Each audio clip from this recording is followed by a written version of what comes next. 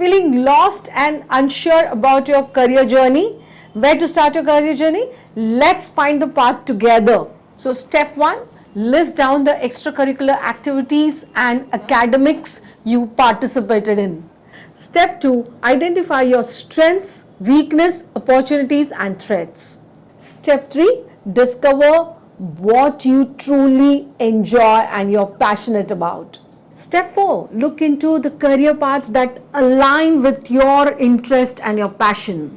Step 5, explore short courses that give you hands-on experience and industry relevant skills. Step 6, this is one of the most important step where you need to apply for internship to gain practical experience and industry exposure. Step 7, get advice from your seniors, parents and professionals in the field of interest which you are opting your career for. Finally, step 8, set your goal, follow your instinct and be confident. Jetking is here to help you. Follow Jetking for more tips and career support. Thank you.